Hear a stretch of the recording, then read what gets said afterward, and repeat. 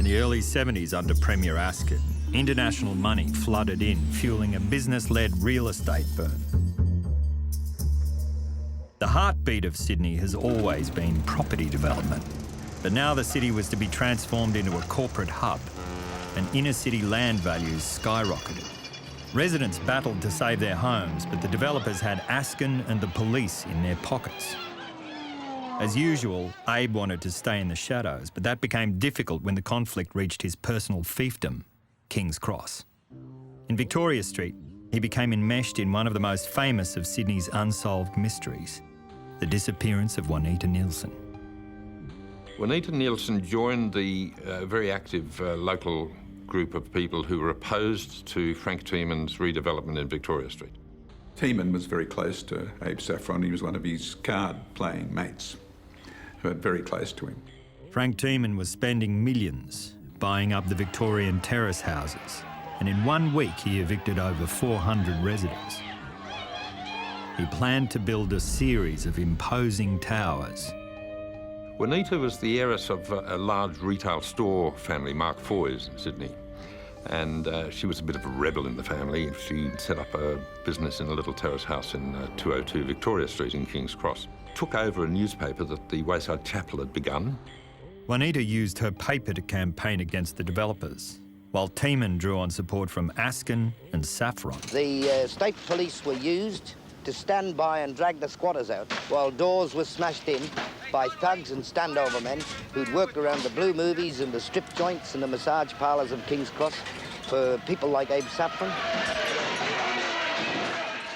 The bouncers, the heavies, would come down. Rather than getting evicted by a real estate agent, you get evicted by a couple of gorillas from the Venus Room. It's not the same thing. That's what made the whole thing different.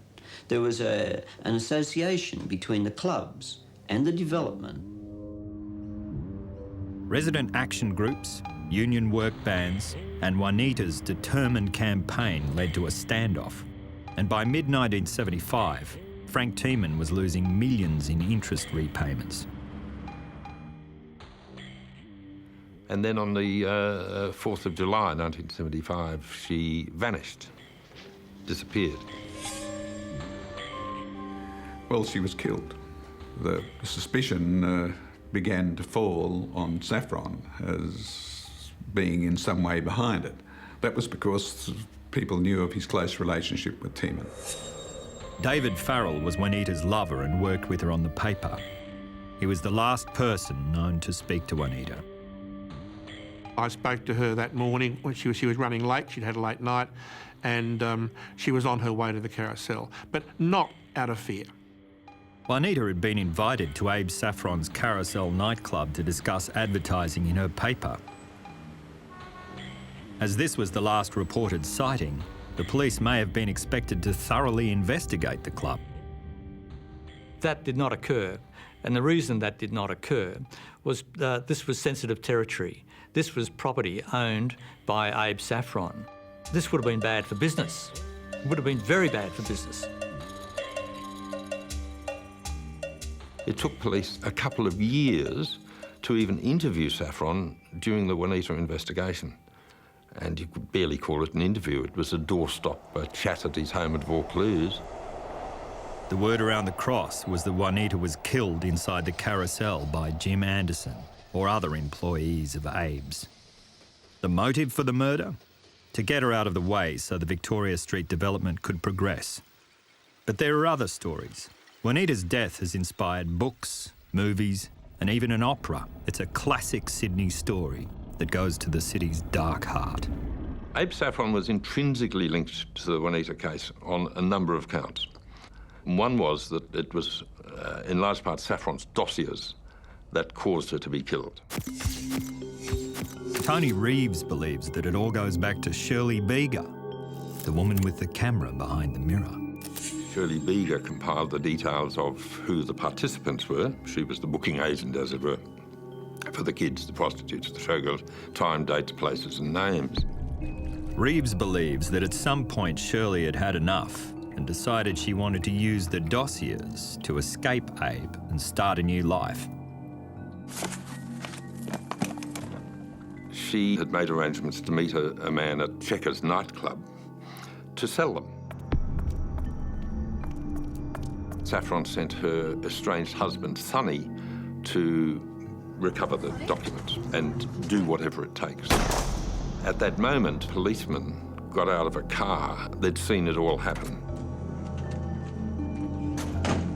According to Reeves, the policemen were tracking Shirley with an eye to a blackmail racket of their own. They got rid of her body and stored Abe's dossiers in the vault of a bank in the country town of Coolah. Then started targeting notables, including media magnate Sir Frank Packer. Years go by, and we catch up with the Juanita Neilsen story, and a man in Parramatta jail wrote me a letter saying that he had been hired to recover the dossiers from a bank in Coolah, west of Newcastle. Part-time inventor and full-time criminal William Allen Honeysett was serving 28 years for bank robbery. His obsessive letters to Reeves and others outline a conspiracy involving Shirley Beeger, Abe's dossiers, the death of Juanita, and the attempt to blackmail Packer. Packer got fed up with it, and they hired this Alan William Honeysett to go and rob the bank and recover the dossiers. He did that, copied the dossiers, and then returned to Sydney, and then was arrested. Honeysett claimed that Sir Frank had promised to look after him. And if he was arrested and jailed, $14,000 for each year he spent in jail, and Sir Frank Packer would use his undoubted influence to get him sprung out of jail early. Honeysett pleaded guilty. Then his luck really did run out. Frank Packer died. Honeysett wrote to Sir Frank's son Kerry stating his case and threatening to expose all he knew. Kerry Packer didn't want to know about this. And here was this man. Now, there's a big problem with Honeysett. He was identified, quite correctly as I understand, as a paranoid schizophrenic. Could have invented the whole story.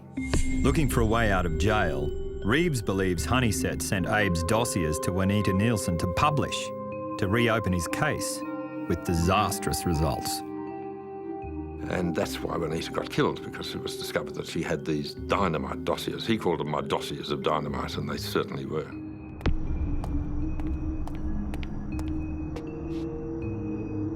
Tony Reeves suggests Juanita was lured to a meeting at a King's Cross motel.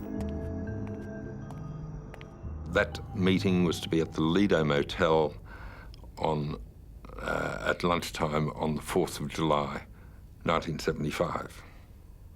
And she went there, and she was killed there. And they, sorry.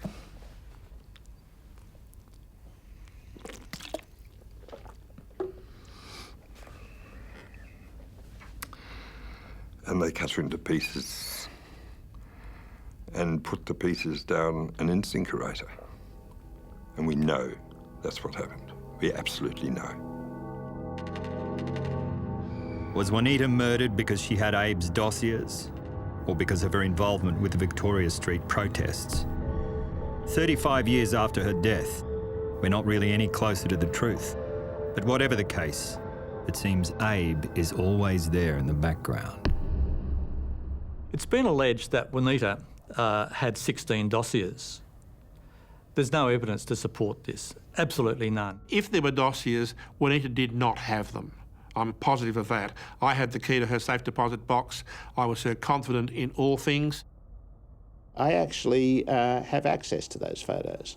Of course, I've put them in safety deposit box, and I've given a copy to the police, and I've let them decide what to do. I'm not in the business of really using scandal to destroy people. I just happened to get them from his estate, you know. I just found them, and I was just lucky, I guess. Alan Saffron says his life would be in danger if he released the pictures, so he won't.